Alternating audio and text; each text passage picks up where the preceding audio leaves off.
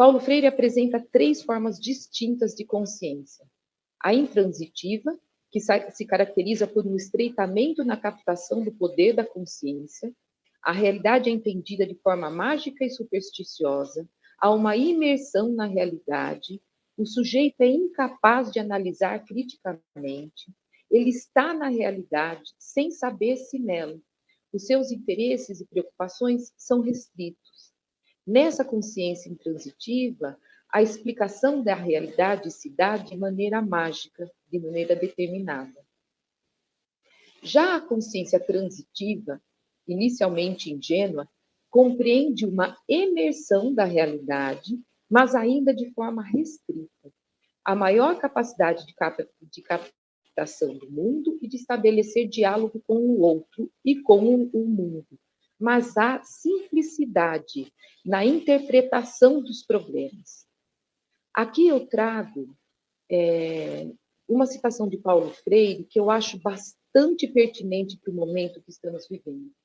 Ele refere-se a essa consciência transitiva ingênua e cabe destacar que essa descrição foi feita no ano de 1967, está no livro Educação como Prática de Liberdade, que ele escreveu quando estava exilado no Chile. Abre aspas, prestem atenção na explicação, na caracterização que ele faz dessa consciência transitiva ingênua. Caracteriza-se pela tendência a julgar que o tempo melhor foi o tempo passado, pela subestimação do homem comum. Um parênteses, você sabe com quem você está falando? Você é só isso, né? Fecha parênteses. Por uma forte inclinação ao gregarismo, característico da massificação, pela impermeabilidade à investigação. Para quê, né, gente? Ciência para quê? Né? Não precisa.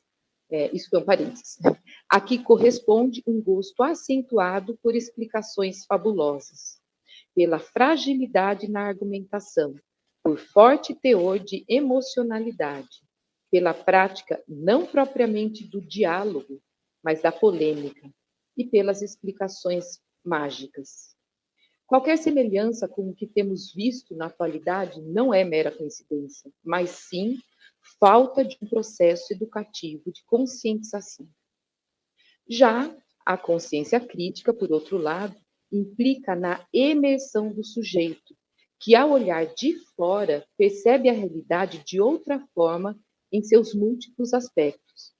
Rejeita ao máximo os preconceitos na análise dos problemas, assume responsabilidades e recusa posições quietistas, argumenta com segurança e com base em fatos, dialoga, não polemiza, é aberto ao novo, sem recusar o velho. Esse processo de conscientização se dá no educador e também no educando. É provocado no educando pela ação mediatizadora do educador. Ação mediatizadora pautada na relação dialógica, como podemos observar nas narrativas aqui apresentadas, tanto da parte dos educadores quanto dos educandos. Peço licença aqui para vocês, nesse debate de hoje, para citar um trecho de um texto construído pelos amigos do grupo, Gabriel, Jaque e a própria Elaine, né? Abro aspas aqui. Apostamos juntos que, ao olharmos com maior atenção para a questão das narrativas pedagógicas, produzidas por professores e professoras de educação física escolar, abrimos possibilidade de compreensão do nosso agir ético, responsável e autoral, frente às situações impostas pela realidade complexa em que vivemos na educação brasileira. O grupo vem trabalhando desde o início da pandemia com as narrativas e as propostas pedagógicas que os professores estão vivenciando, né? Principalmente nesse momento tão complicado e que o grupo acaba sendo um bom ponto de encontro para a gente tentar elaborar juntos algumas questões, né? O conhecimento que o grupo tem assumido, então, é do espaço de partilha, de um encontro, do diálogo e da postura responsável, não indiferente, responsiva ao outro, que possibilita o reconhecimento do agir ético, justamente na abertura da nossa incompletude. Assim, o outro nos ajuda a construir novas percepções de mundo. Essa aproximação que a gente tem feito no grupo acontece no primeiro plano do sensível, que nos modos como nos afetamos, tecemos sentidos e leituras de mundos possíveis, capazes de desvelar o sentido ético da nossa docência, que também é um pouco de doação.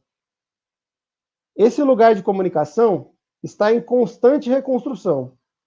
Esse que fazer docente aponta para as nossas experiências, que precisam ser narradas, partilhadas e reconstruídas.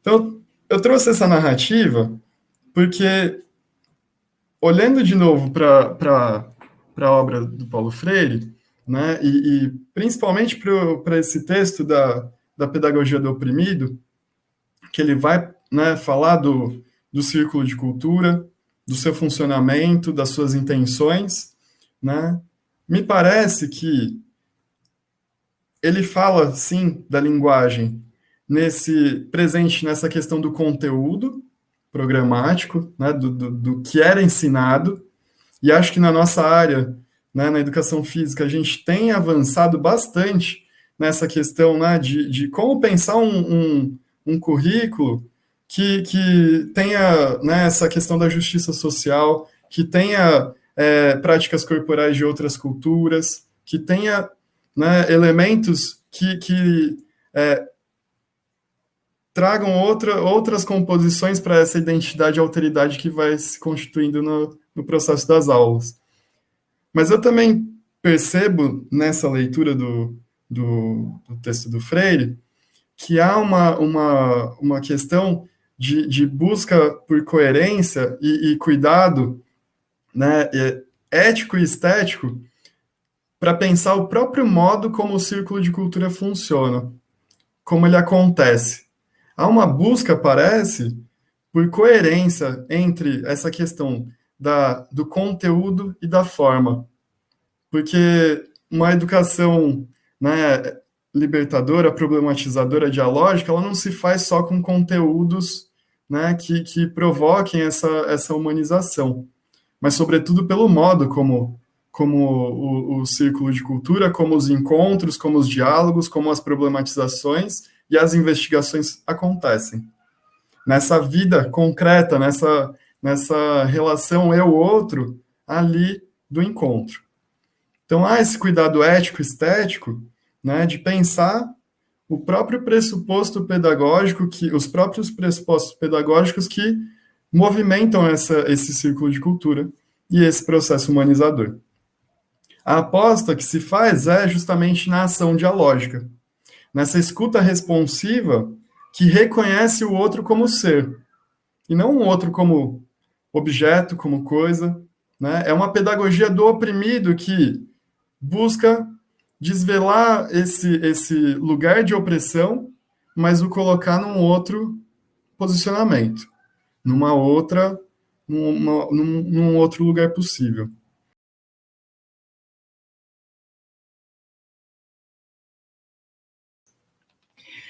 No livro Conscientização, Paulo Freire propõe ideias-força ligadas à educação e que nos mostram como ela pode levar a consciência crítica e ampliar a leitura de mundo, permitindo essa imersão, né, a imersão da pessoa da realidade vivida.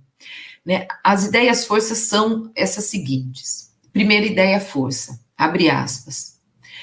Para ser válida, toda educação deve necessariamente ser precedida por uma reflexão sobre o homem e uma análise do contexto de vida concreto do homem concreto que se quer educar. Ou, para dizer de modo mais apropriado, que se quer ajudar a se educar. Fecha aspas. Nessa perspectiva da educação como ato político, que visa a libertação e não a submissão, é necessário entendermos os educandos e as educandas como seres datados e situados. São seres concretos que vivem em realidades concretas, em tempos, espaços e contextos concretos que precisam adentrar a escola, precisam ser alvo de reflexões.